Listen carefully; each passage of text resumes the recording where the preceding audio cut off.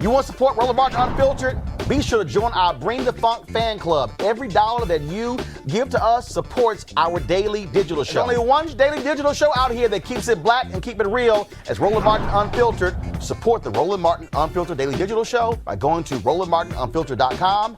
You can make this possible. Last night, Joe Biden won Alabama, Arkansas, Maine, Massachusetts, Minnesota, North Carolina, Oklahoma, Tennessee, Texas, and Virginia. Senator Bernie Sanders won California, Colorado, Utah, and Vermont.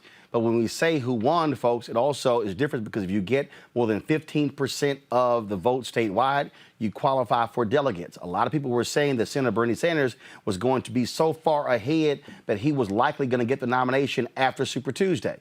This is the delegate count as of right now. 566 for Biden, 501 for Sanders, and 61 for Elizabeth Warren. Let's break this down with our panel. Joseph Williams, he's a senior editor of U.S. News and World Report. We also have Dr. Wilmer Leon, host of Inside the Issues, and A. Scott Bolden, former chair, National Bar Association Political Action Committee. Joseph, I want to start with you. Again, when you begin to break down what happened, Joe Biden what happened in South Carolina just vaulted him ahead, opened the floodgates for endorsements. He won in places where he didn't even go. Okay, he was barely in Minnesota and Maine and won. Sanders went to Maine and Minnesota, had rallies, really thought he was going to win there. That says a whole lot about what the Democratic Party on Super Tuesday, how they felt about Biden versus a Sanders, for Biden to win in two places that people absolutely swore Sanders was going to win. In fact, you throw in Massachusetts. Sanders was leading in the polls in Massachusetts. He was 1, Warren was 2, Biden was 3. It flips. Biden is 1, Sanders 2, Warren is 3. That's right. Well, it was just an incredible night for Joe Biden. And once again, the trigger was South Carolina and the African-American vote. You look at the exit polls, black people went for Joe Biden almost overwhelmingly. It was very hard to see how the numbers were breaking for Bernie Sanders with the traditional black vote. And we're talking about voters who are in the older demographics, let's say 30 and above. 30 and younger, Sanders did okay, but those aren't the people who tend to vote more frequently. So I think the black vote really catapulted him. He's depending on that.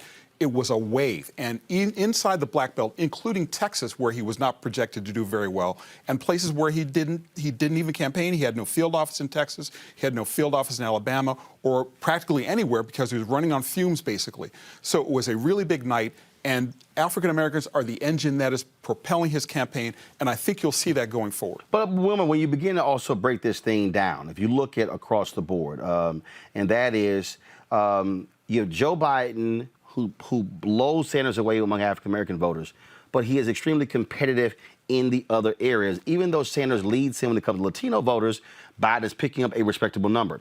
You break down Biden picking up white voters, white voters, Latino voters, African-American voters, that's a coalition. When Joseph talked about this whole issue of young voters, Henry, go to my iPad. This is the headline in USA Today. Many young voters set out Super Tuesday. Senator Sanders makes the argument, I can bring out young people. This is real simple. If you cannot bring out young people in a primary, show me the evidence of you able to bring them out in November. Well, I think we have a couple factors here. As Joseph was talking about, the age demographic is very important.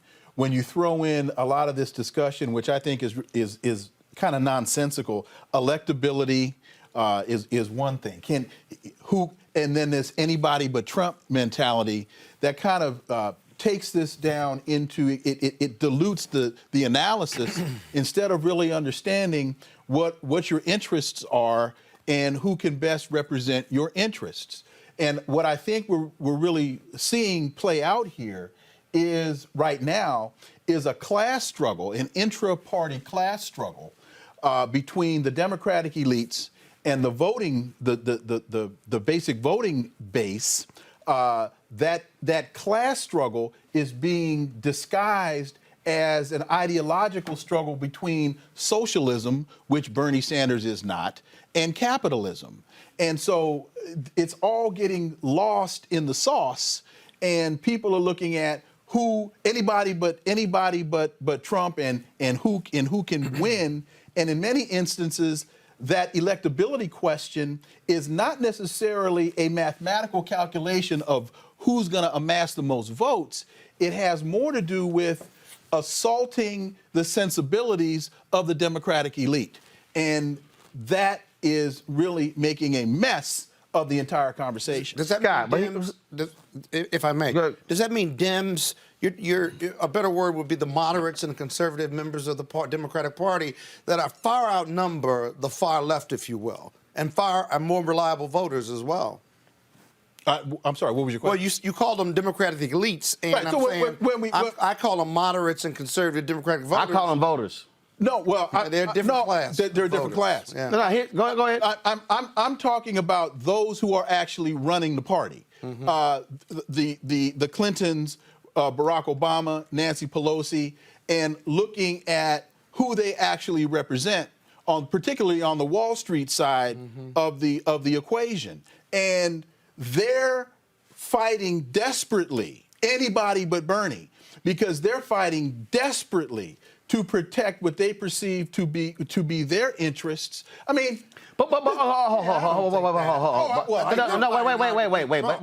here's the deal, though. I think if you take into account what took place in South Carolina and beyond, what you're seeing from Democratic voters, that ain't the conversation. The debate for them is, can you beat that orange dude? So here's the piece. I don't have any belief or sense that those voters in South Carolina, 65% black, 35% white, were factoring in, okay, what Hillary or Bill or Obama was saying. Clyburn said, Joe knows us and we know Joe. But yeah, they were also factoring that in, but they were also factoring in, again, who they think could beat. But here's my point when you talk about, like Sanders' whole deal, Scott, he wants to run against the establishment, the elite. Go to my iPad. This was a breakdown in Texas. Sanders keeps making the argument that I can bring out people who don't vote, young people, I can bring out white males, all those things. Right. Here's the deal here. Blacks under 30, Sanders got 41%. Biden got 29. That is just a 12-point gap. Let's go to black voters 30 to 44. Biden, 49. Sanders, 27. That's a 22-point gap. Right. Now, we go 45 and older, that gap just gets wider and wider and wider. Right. The point I'm making is this here, okay? For all the people out there who keep saying Sanders and the revolution, bitching and moaning and tweeting does not equate with voting. And you can see, I mean, I had a dude on Twitter today, and he was like, you know, these boomers, they got 1 foot in the grave, and I said, and 1 foot in your ass at the polls. My deal is, you can keep and one hand voting. Right. And I'm like, y'all can whine and complain about older voters all day, but they vote. That's right. If 40% of the electorate is made up of millennials and Gen Z, you cannot if 40% of the total population in America are millennials and Gen Z, you can't have 13% 1830.